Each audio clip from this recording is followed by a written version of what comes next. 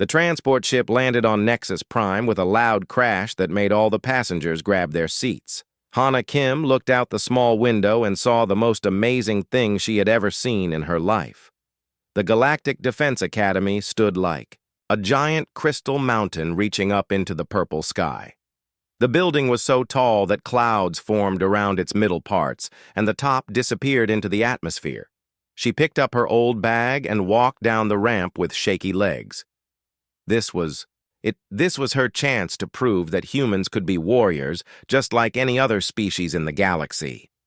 The other passengers were all different kinds of aliens. Some had scales, some had fur, and some looked like they were made of living rock. They all looked at her like she was some kind of strange animal that had wandered into the wrong place. The academy grounds were huge, beyond huge. Hana could not see where they ended. The main building had hundreds of floors, and each floor had windows that glowed with different colors. There were training fields everywhere. Some had obstacles courses that moved and changed shape. Others had targets that shot back at anyone who tried to hit them. She saw creatures flying through the air practicing aerial combat while others ran through courses that would kill a normal person in seconds. A group of new students stood near the main entrance waiting for someone to tell them what to do. Hana walked over and immediately felt very small. The shortest alien in the group was twice her height. Most of them had muscles that looked like they could crush steel with their bare hands. Their weapons were bigger than her whole body. She tried to stand up straight and look confident, but inside she felt like running back to the transport ship. The aliens talked to each other in languages she did not understand, but their body language was clear. They were all sizing each other up, trying to figure out who would be the strongest and who would be the weakest. When they looked at her, their expressions said everything. They thought she was a mistake. They thought someone had made an error, putting a human in their group. A massive creature with green scales and yellow eyes walked up to her. It stood, at least 8 feet tall, and its arms were as thick as tree trunks. When it spoke, its voice sounded like rocks grinding against each other. My name is Keith from the Maralathi homeworld. I have killed 50 enemies in combat before coming here. What about you, little human? Hana looked up at him and smiled. Her voice was calm and steady when she answered. My name is Hana Kim from Earth. I am here to learn just like everyone else. The other aliens laughed at her answer. They thought it was funny that such a small creature thought she could compete with real warriors.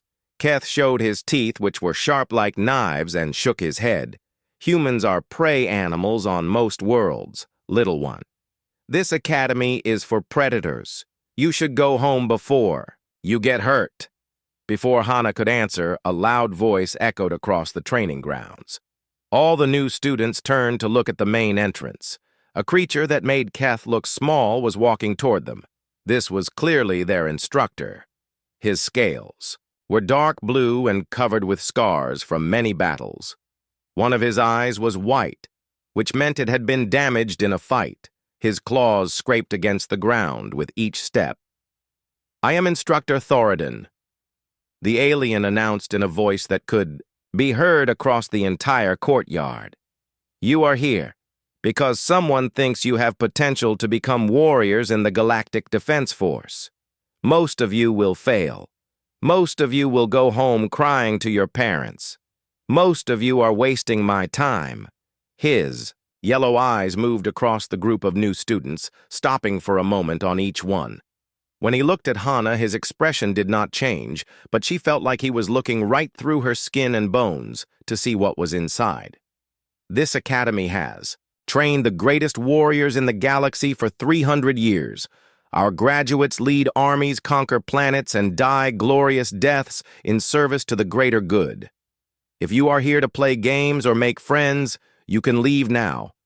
The transport ship has not left yet. Nobody moved. Everyone stood perfectly still, waiting to see what would happen next. Instructor Thoradin walked closer to the group, and Hana could smell something like burning metal coming from his breath. The weak will be broken. The slow will be left behind, and the stupid will be dead before the first month is over. Your species, your homeworld, your family name, none of that matters here. The only thing that matters is whether you can fight and whether you can win." He stopped, directly in front of Hana, and looked down at her. His head was so big, it blocked out the sun. She had to tilt her neck all the way back to see his face. "And what do we have here?" "A human." "How interesting. I have never had a human student before." "Your species has a reputation for being soft and emotional. I wonder how long you will last." The other students were all watching to see what she would do. Some of them were probably hoping she would break down and cry. Others might have been curious to see if humans really were as weak as everyone said. Hana looked up at the massive instructor, and her voice was steady when she spoke. "I guess we will find out together." Sir, something flickered across Instructor Thoradin's face. It might have been surprise, or it might have been respect. He stared at her for a long moment, then moved on to terrorize the next student. The orientation continued with the instructor explaining the rules and expectations. The academy operated on simple principles. Train hard, fight harder, and never give up. Students who could not keep up would be sent home. Students who were injured badly enough would be sent to the medical center. Students who died would be honored in the memorial hall. The training schedule was designed to push every species to their absolute limits. Classes started before dawn and ended after dark. Every day would include physical training, weapons practice, tactical studies, and live combat exercises. Students were expected to maintain their own equipment, prepare their own meals, and treat their own minor injuries. Hana listened carefully to every word, while the other students whispered among themselves. Some of them were already making plans to work together based on their species' alliances. The Draknari students naturally gravitated toward each other. The Vorthak formed their own group, and the Muralathi did the same. She was the only human in the group, which meant she would be on her own. When the orientation ended, students were given their room assignments and training schedules. Hana found herself sharing quarters with another human named Yuki Tanaka, who had arrived the week before. Yuki was older than her and had scars on her arms that looked fresh. "Let me give you some advice," Yuki said while they unpacked their belongings. "Instructor Thoradin does not care if you live or die. He will push you until something breaks. Either your body breaks, your mind breaks, or your spirit breaks. The only way to survive is to be stronger than he thinks you are." Hana looked at the scars on Yuki's arms and wondered what kind of training could cause such injuries. But she was not scared. She had come too far to give up now. Earth might be a small planet on the edge of nowhere, but humans had survived wars, diseases, and disasters for thousands of years. They were tougher than they looked. That night, she lay in her narrow bed listening to the sounds of the academy. Students were practicing in the training halls at all hours. Weapons clashed against armor. Energy blasts echoed through the corridors, and occasionally someone would scream in pain or victory. Tomorrow, her real training would begin, and she would start proving that humans belonged among the greatest warriors in the galaxy. The other students might think she was weak. The instructors might think she was a mistake, but Hana Kim had not come this far to fail. She would show them all what humans could do when they refused to give up. The alarm screamed through the dormitory at 4 in the morning, making every student jump out of their beds like the building was on fire. Hana rolled off her narrow mattress and hit the cold floor, running just like Yuki had taught her the night before. They had exactly 3 minutes to get dressed, grab their gear, and report to the main training hall. Outside in the corridors, aliens were rushing in every direction. Some of them moved so fast they were just blurs. Others were so big they had to duck under doorways that were built for normal-sized beings. Hana ran as fast as her human legs could carry her, but she was still one of the last students to reach the training hall instructor. Thoradin stood in the center of the massive room, holding a weapon that looked like it could cut through starship armor. His yellow eyes swept across the group of tired students, and his mouth showed those sharp teeth in what might have been a smile. Today you begin to learn what it means to be a warrior, he announced in his grinding voice. First, we will test your bodies, then we will test your minds, then we will test your will to survive. Most of you will fail, at least one of these tests. The first challenge was a strength test, where students had to lift weights that were designed for their specific species. The Draknari students picked up massive blocks of metal like they were toys. The Muralathi lifted weights that would crush a normal person. The Vorthak used some kind of energy manipulation to move objects without touching them. When Hana's turn came, she walked up to the human-sized weights and immediately knew she was in trouble. The lightest weight available was still heavier than anything she had ever lifted in her life. She grabbed. The handles took a deep breath and pulled with everything she had. The weight moved about 2 inches off the ground before her arms gave out. Some of the alien students laughed at her failure. Keth made a comment about humans being even weaker than he had thought, but Instructor Thoradin just marked something on his datapad and called for the next test. The endurance challenge was different. Instead of raw strength, this tested how long each student could keep going under extreme conditions. They had to run, carry, climb, and fight for as long as possible while wearing full combat gear in environmental suits that made everything 10 times harder. This time, Hana surprised everyone, including herself, while the bigger, stronger aliens started. To slow down after the first hour, she kept going. Her human body might not have been the strongest, but it was built to keep moving even when everything hurt. The Draknari students who had dominated the strength test were gasping for air after 2 hours. By the 3rd hour, only 5 students were still moving. Hana was one of them. Her legs felt like they were on fire, and her lungs burned with every breath, but she refused to stop. The instructor watched her with those calculating yellow eyes, as she completed obstacle after obstacle, long after aliens twice her size had collapsed. When the endurance test finally ended, Hana was still standing. She was covered in sweat, her muscles were shaking, and she could barely breathe, but she had outlasted students who should have been much tougher than her.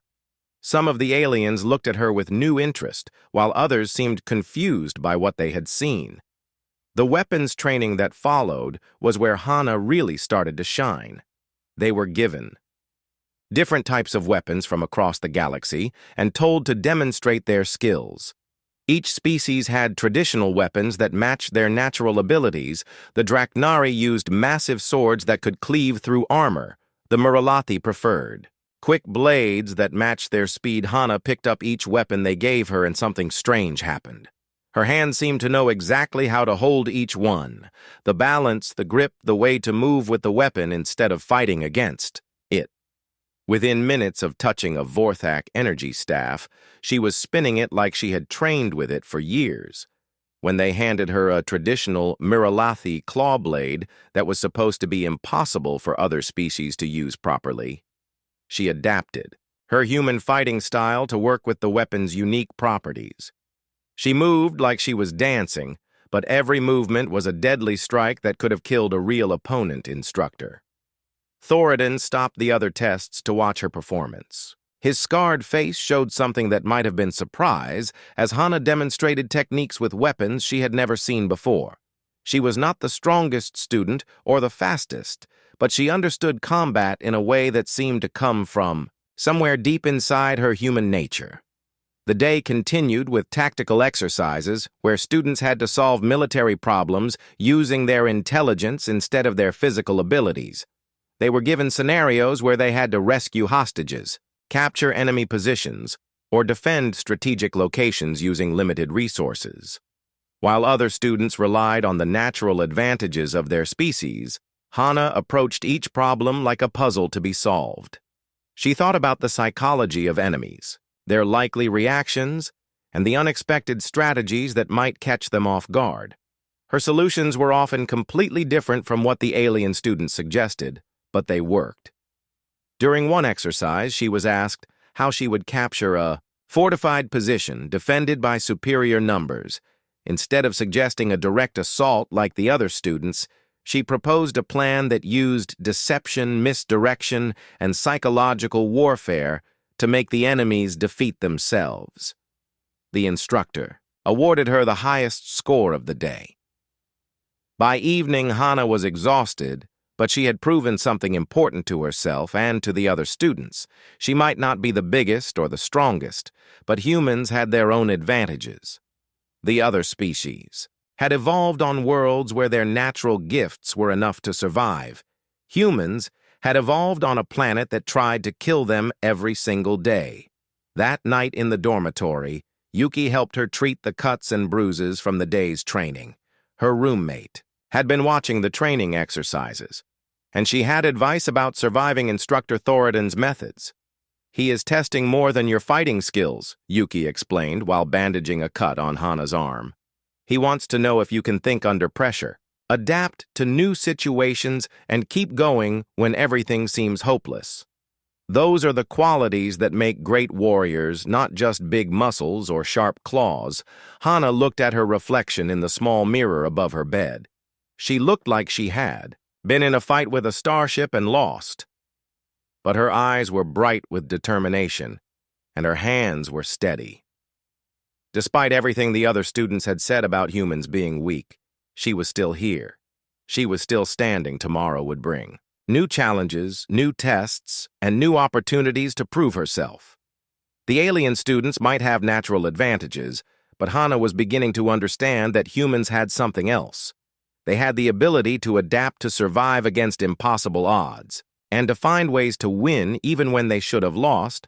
As she drifted off to sleep, she could hear other students in their rooms talking about the day's events. Some of them were talking about the small human who had outlasted warriors twice her. Others were wondering what other surprises the humans might have in store. The galaxy was about to learn that Earth's children were much more dangerous than anyone had imagined. 3 weeks had passed since Hana first arrived at the academy, and the original group of 50 students had shrunk to 32. The missing students had either been sent home with injuries too serious to continue or had simply given up when the training became too difficult. Every day brought new challenges that pushed the remaining cadets closer to their breaking points.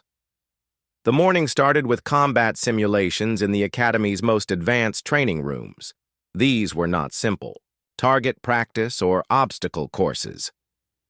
These were full environments that could recreate any battlefield condition from any world in the galaxy, complete with real dangers that could kill students who made serious mistakes.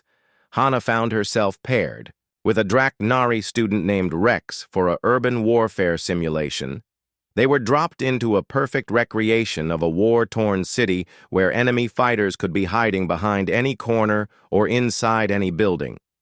The weapons they carried fired real energy blasts, and the enemies shot back with lethal force. Rex was bigger and stronger than her, but Hana quickly realized she had advantages he did not.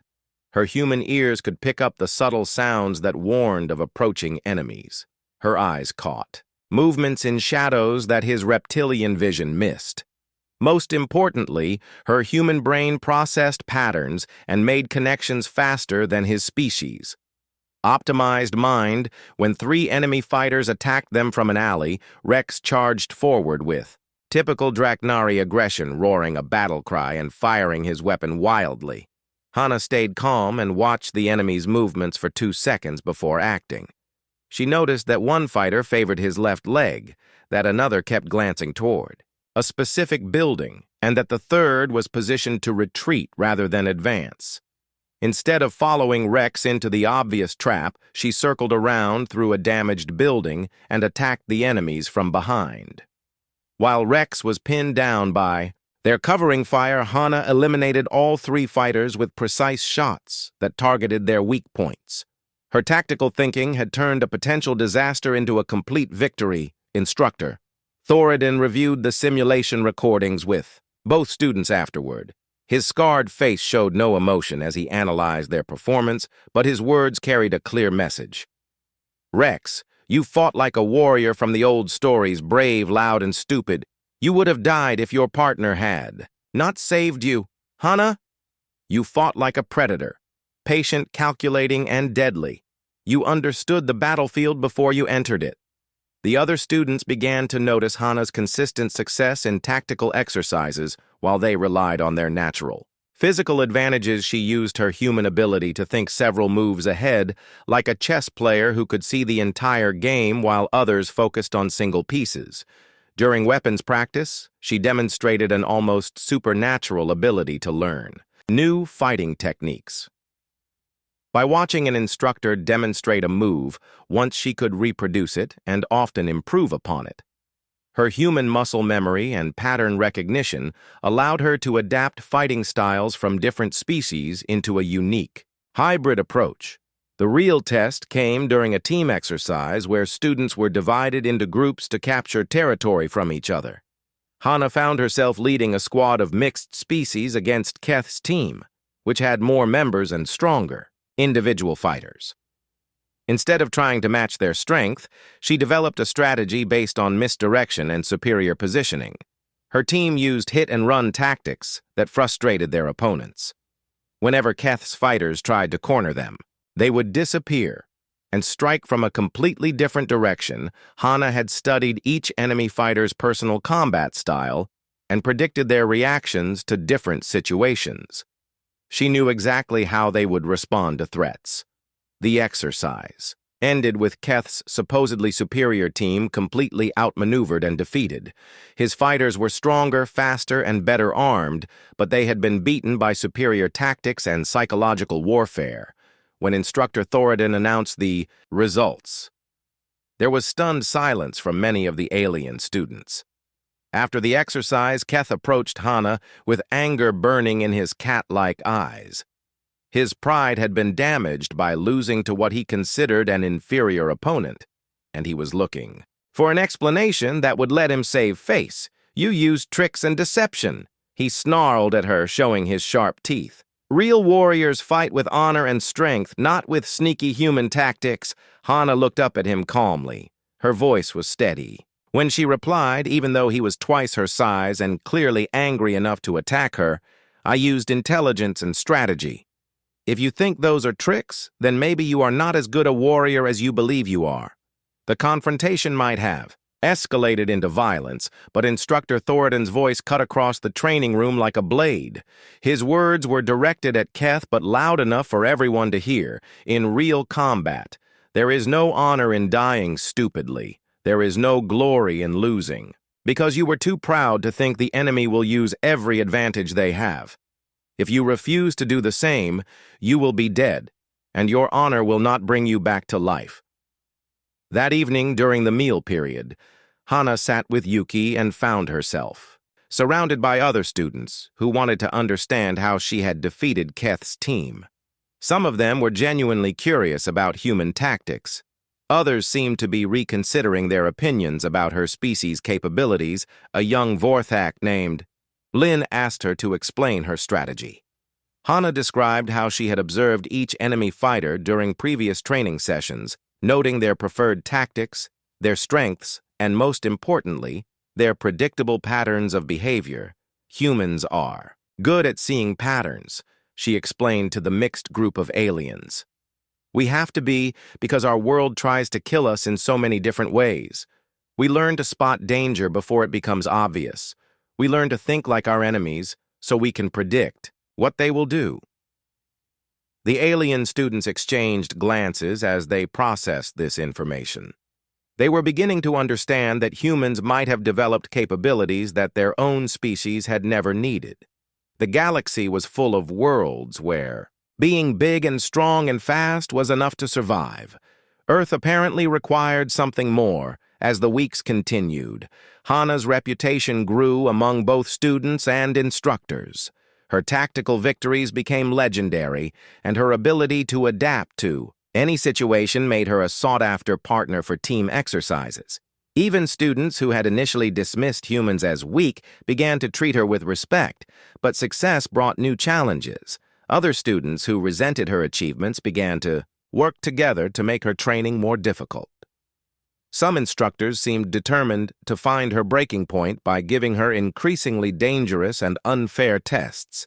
Hana faced every challenge with the same calm determination that had gotten her. This far, she was beginning to understand that being human in a galaxy full of stronger species was not a disadvantage. It was a unique opportunity to show that intelligence and adaptability could triumph over raw physical power. The Academy was teaching her to be a warrior, but her human nature was teaching the Academy that there were many different ways to be strong. The other species were about to learn that Earth's children carried lessons learned from surviving on one of the most dangerous worlds in the galaxy. 6 weeks into training, only 20 students remained from the original 50. The Academy's brutal selection process had weeded out everyone who could not meet the impossible standards required of galactic elite warriors. Those who remained were the strongest, fastest, smartest, or most determined members of their respective species.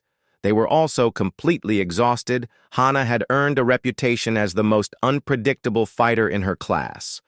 While other students relied on their natural advantages, she seemed to pull new capabilities out of nowhere whenever the situation demanded it. Her tactical thinking had evolved beyond simple strategy into something that looked almost like magic to alien minds. The training had become increasingly dangerous as Instructor Thoradin pushed the survivors toward their absolute limits. Live ammunition replaced training rounds in weapons exercises. Combat simulations included real environmental hazards that could kill careless students. The medical bay was constantly busy treating injuries that would have been fatal without advanced alien healing technology. During night training exercises, Hana discovered abilities she had never known she possessed. When the lights were turned off in the obstacle courses, she could navigate by sound alone. Her human hearing picked up echoes and air movements that painted detailed pictures of her surroundings. Other students stumbled blindly while she moved like she had perfect vision. The Academy's sensor equipment detected that her brain was processing acoustic information differently than any recorded species. Her human neural pathways were creating three-dimensional maps from sound waves in ways that alien minds could not replicate. It was as if Earth's dangerous environment had forced humans to develop enhanced survival instincts. Instructor Thoradin began designing special tests specifically for Hana to see how far her unusual abilities extended. He would have her fight multiple opponents, while blindfolded navigate deadly obstacle courses in complete darkness or solve tactical problems while under extreme physical stress. She passed every test with performances that amazed even veteran instructors. The other students watched her, achievements with mixtures of respect, envy, and confusion. Some began asking her to teach them human fighting techniques. Others whispered that she must have hidden biological enhancements or secret training that gave her unfair advantages. The truth was simpler and more impressive. She was just very good at being human. During advanced weapons training, Hana demonstrated an ability that left everyone speechless. She could predict where thrown objects would land before they reached their targets, not through calculation or guesswork, but through some instinctive understanding of physics and motion that seemed to operate below conscious thought. When instructors threw knives at target boards, she would call out exactly where each blade would strike before it hit. When energy projectiles were fired at moving targets, she could track their paths and predict impact points with perfect accuracy. Her human brain was processing trajectory information faster than alien computers. The final phase of training focused on real-world scenarios where students had to prove they could handle unexpected threats under maximum pressure. These exercises took place in the Academy's most advanced simulation chambers, which could recreate any battlefield condition with deadly accuracy. Hana's final test began in what appeared to be a simple classroom setting. She was told to demonstrate basic combat techniques to holographic recruits while maintaining awareness of her surroundings. The scenario seemed almost insultingly easy compared to the challenges she had already overcome, as she began explaining proper sword grip to the holographic students. Her peripheral vision caught movement in the shadows around the room. Her human instincts immediately identified the threat patterns even though her conscious mind was focused on teaching. The first attacks came from concealed positions around the simulated classroom, energy blasts and projectile weapons fired from hidden panels in the walls and ceiling. Each attack was timed to catch her during moments when she appeared to be distracted by her teaching duties. Any normal person would have been killed instantly by the surprise assault. Instead, Hana continued her lesson while dodging and deflecting incoming fire. Her movements looked like part of the demonstration as she used defensive techniques to protect both herself and the holographic recruits she was supposed to be training. The classroom became a battlefield, but she never stopped teaching. More attackers emerged from trapdoors and secret passages, forcing her to fight on multiple levels while protecting civilians who represented real people. She might need to defend in actual combat situations. She treated the entire scenario as a three-dimensional puzzle where every movement had to serve multiple purposes. The holographic enemies were programmed with combat capabilities from real alien species. They moved with Draknari strength, Muralathi speed, and Vorthak unpredictability. But Hana had trained with all these species for weeks. She knew their patterns, their weaknesses, and exactly how they would react to different threats. As the exercise reached its climax, she was fighting 6 opponents simultaneously while keeping 3 civilian holograms safely behind cover. Her movements were fluid and economical, never wasting energy or exposing herself to unnecessary risk. She was winning the battle through superior positioning and tactical thinking. Then, without warning, Instructor Thoradin himself appeared in the simulation chamber. His massive form materialized from what had seemed like empty air, and his yellow eyes locked onto Hana with predatory intensity. In his clawed hand was his personal combat knife, a weapon that had killed enemies across dozens of worlds. The blade left his hand in a perfect throw aimed directly at Hana's head while she was engaged with multiple enemies. The knife spun through the air with deadly precision. Its trajectory was calculated to strike her temple at the exact moment when she would be most vulnerable to attack. Time seemed to slow as the weapon traveled toward its target. Hana's human brain processed dozens of variables in the space between heartbeats, the knife's weight and balance, its rotation speed, the angle of approach, and the force behind the throw. All this information flowed through her consciousness without interrupting her combat flow. Her hand moved without conscious direction, snapping up to intercept the spinning blade at precisely the right moment. Her fingers closed around the weapon's handle rather than its cutting edge. The knife slapped into her palm with a sound like metal striking leather, but caused no injury. She never turned to look at Instructor Thoradin, never broke her focus from the enemies she was fighting, never showed surprise or fear at the unexpected attack. To anyone watching, it appeared that she had plucked the weapon from the air through some impossible sixth sense. The simulation ended as the last holographic enemy fell. Hana stood in the center of the destroyed classroom, holding the instructor's knife, while smoke cleared from energy weapons fire. The other students and instructors who had been watching through observation windows sat in stunned silence. Instructor Thoradin walked across the simulation chamber to stand before his student. His scarred reptilian face showed an expression that none of the watching aliens had ever seen before. It might have been respect, or it might have been something approaching fear. The knife hung in the air for what seemed like forever. Even though only seconds passed, Hana's mind worked at a speed that amazed even her, as she calculated everything about the spinning blade. The weapon was perfectly balanced, designed for throwing. As much as cutting its weight was distributed to maintain stable flight even over long distances, she could see the exact rotation pattern and knew precisely when the handle would be in the right position for her to grab it safely. Her human reflexes moved faster than conscious thought as her hands snapped up to intercept the deadly projectile. Her fingers closed around the grip with perfect timing. The blade stopped its deadly flight with a soft slap of metal against flesh. But Hana never flinched, never looked away from her holographic opponent, never showed any sign that catching thrown knives was anything unusual. She completed her attack sequence against the simulation enemy while holding the instructor's weapon as the last holographic. Fighter collapsed. She turned the knife in her hand, examining its balance and craftsmanship. It was a beautiful weapon forged by master smiths and carried by a warrior who had used it to survive countless battles. The blade hummed with potential, energy eager to be used again. "Is class over?" she asked in a voice so calm it might have been asking about the weather. There was no stress, no excitement, no indication that she had just performed what many would consider an impossible feat. She tossed the knife back to Instructor Thoradin with a casual underhand throw that placed the weapon perfectly in his waiting claw. The simulation chamber fell completely silent.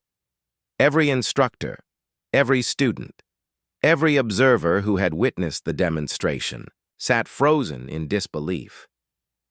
No cadet in the Academy's 300-year history had ever shown such complete situational awareness combined with perfect reflexes under extreme pressure.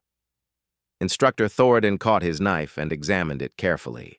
The blade showed no damage despite being caught at full velocity, which meant Hana's timing had been so precise that she had absorbed all the kinetic energy without allowing the cutting edge to contact her skin. The weapon was exactly as sharp as when he had thrown it. He nodded slowly, the first genuine sign of approval he had shown any student in over 3 years of teaching. His yellow eyes studied Hana with new understanding, as if he was seeing her species for the first time. She had not just passed his test, she had redefined what he thought was possible. The other cadets began gathering around Hana with expressions ranging from awe to confusion. They had all seen her catch the knife, but their alien minds struggled to understand how such a feat was possible. Some of them had reflexes faster than humans. Others had better eyesight or stronger muscles, but none of them could have done what she just did. Keth, the Muralathi warrior, who had initially dismissed humans as prey animals, was the first to speak. His voice carried a respect that had not been there before. "How did you know where the knife would be?" he asked, genuinely curious rather than challenging. "You never looked at it. You were fighting other enemies. How did you catch it so perfectly?" Hana considered the question carefully. She was still learning about her own abilities and trying to understand what made human reflexes different from other species. Her answer came from instinct rather than scientific knowledge. "Could hear the knife spinning through the air." She explained to the gathered aliens. "The sound told me its speed and rotation. I could feel the air movement as it passed other objects. I knew where it had to be, even without looking directly at it." The alien students exchanged glances as they tried to process this information. Their species had evolved on worlds where survival depended on their natural physical gifts.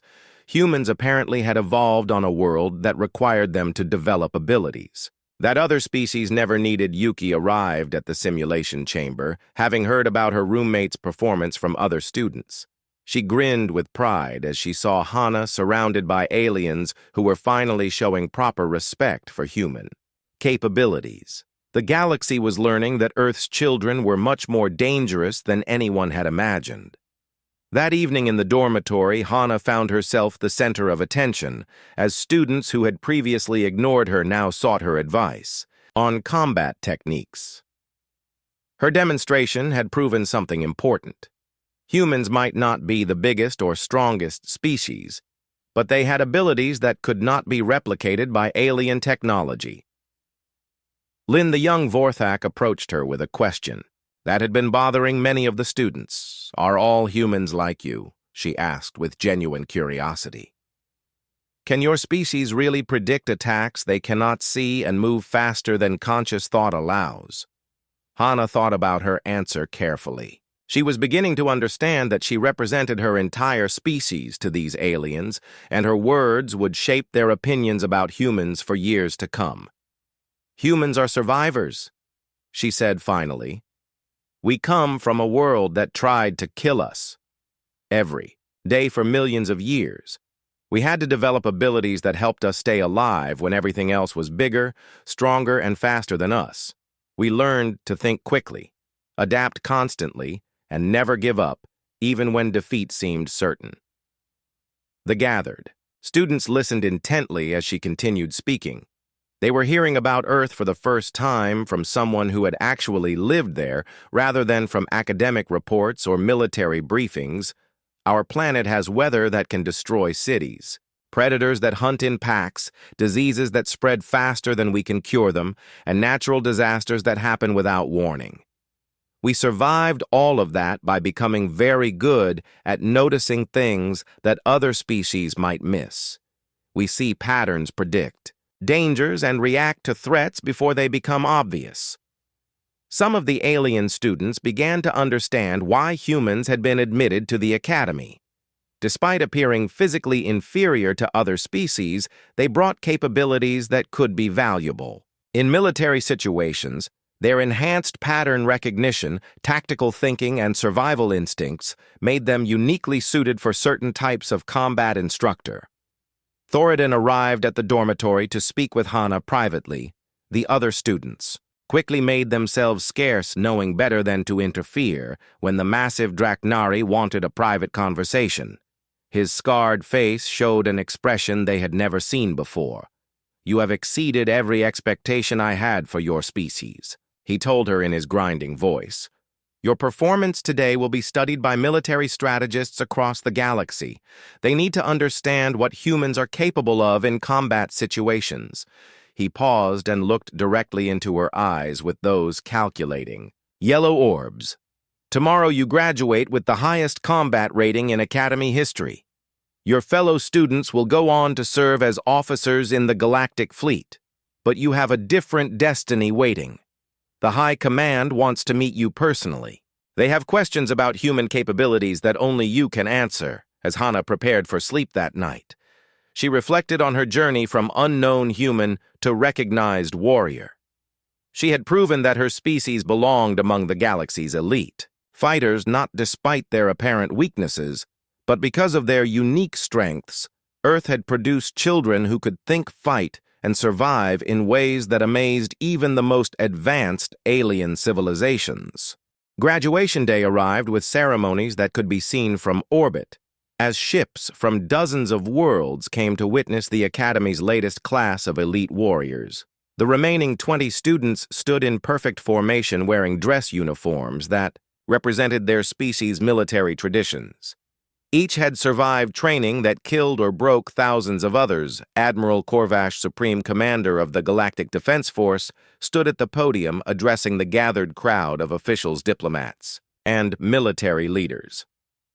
His forearms gestured dramatically as he spoke about duty, honor, and the sacred responsibility that came with their elite training. "You are no longer students," he announced in a voice that carried across the massive ceremonial hall. "You are weapons forged in the fires of the most demanding military training in the galaxy. Each of you represents the finest qualities your species can produce. You will lead armies, defend worlds, and die gloriously in service to the greater good." When individual awards were presented, Hana received recognition that shocked even the Academy staff. She earned the highest combat rating ever recorded, the first perfect score in situational awareness testing, and special commendation for tactical innovation. Her achievements would be studied by military academies across the galaxy. For generations, military recruiters from every major species approached her after the ceremony, offering specialized training programs, command positions, and research, opportunities that would have made her the envy of career officers. They recognized that her unique abilities could revolutionize military thinking and wanted her expertise for their forces. During the private ceremony for top graduates, Instructor, Thoradin presented Hana with his personal combat knife, the same blade she had caught during her final examination. The weapon was a masterwork created by the finest smiths on Draknari Prime and traditionally passed from master to student across Generations of warriors, your species may appear weak compared to others, he said in front of all the assembled instructors, but humans possess something we have lost through centuries of technological advancement. You still remember how to survive, using only your natural gifts. That makes you more dangerous than any warrior who depends on artificial enhancements. The ceremony concluded with assignment announcements, where each graduate learned their first posting in the Galactic Fleet. Hana was assigned to the flagship of the Third Fleet under Admiral Chen, a legendary strategist who had never lost a major battle. The assignment was usually reserved for officers with decades of experience as the celebration continued into the night. Hana found herself surrounded by graduates who had become genuine friends and allies over the weeks of brutal training. They treated her as an equal, now seeking her advice on tactics and strategy. Her success had changed how the entire galaxy viewed human potential. Keth, the Miralathi warrior who had initially challenged her, approached with something that might have been an apology. His pride had been damaged by losing to what he had considered an inferior species, but weeks of training together had taught him to respect human capabilities. I was wrong about your people, he admitted with difficulty. The galaxy has underestimated humans because we only looked at physical capabilities. We never considered that intelligence and adaptability could be more valuable than strength or speed. Other graduates echoed his sentiments as they shared stories about Hana's tactical victories and impossible demonstrations of awareness. The alien students had learned that humans brought unique perspectives to military problems that other species never considered. As the evening wound down, Hana stood on the Academy's highest observation deck, looking out at the purple sky of Nexus Prime. Tomorrow, she would leave this place to begin her career as a galactic warrior. She carried with her Instructor Thoradin's knife, and the knowledge that she had proven humans belonged among the elite. The other graduates joined her on the observation deck, sharing a final moment of camaraderie before their paths diverged. Across the galaxy, each would serve on different ships, defend different worlds, and face different enemies. But they had all been forged in the same fires of impossible training. Admiral Korvash arrived to speak privately with Hana about her future assignment. His 4 eyes studied her with the calculating gaze of someone who had commanded fleets in battles that decided the fates of entire civilizations. Your performance has attracted attention at the highest levels of galactic command, told her in a voice that carried the weight of authority. We are reassigning human military doctrine based on your demonstrations. Earth will be invited to contribute tactical advisors to major fleet operations. He paused, and his expression became more serious as he continued speaking. More importantly, we are beginning to understand that humanity represents something unique in the galaxy. Your species evolved under conditions that required capabilities we never developed. You see patterns, predict outcomes, and adapt to situations in ways that our best strategic computers cannot replicate. The transport arrived at dawn to carry the new graduates to their assignments. Hana boarded with her simple bag and the ornate weapon case containing Instructor Thoradin's knife. She had arrived at the Academy as an unknown human from a backwater planet. She was leaving as a recognized warrior whose abilities had changed galactic military thinking. Through the transport's windows, she watched the Academy shrink into the distance. Other graduates waved farewell as they departed for their own assignments, each carrying dreams of glory and the knowledge that they represented the finest military training available anywhere in the galaxy. And in the back of every alien mind was the memory of a small human woman catching a thrown knife without looking and asking if class was over. That single moment had demonstrated something that would reshape how the universe thought about strength, intelligence, and what it meant to be a perfect warrior. As the transport jumped to hyperspace, carrying her toward her first real combat assignment, Hana reflected on everything that had brought her to this moment. She had proven that humans could compete with any species in the galaxy, not through superior physical gifts, but through uniquely human ways of thinking and fighting. The galaxy was about to discover what Earth's children could accomplish when they refused to accept limitations. Imposed by others, humanity's greatest adventures were just beginning, and Hana Kim would be leading the way as the first human to graduate from the most elite military academy in known space.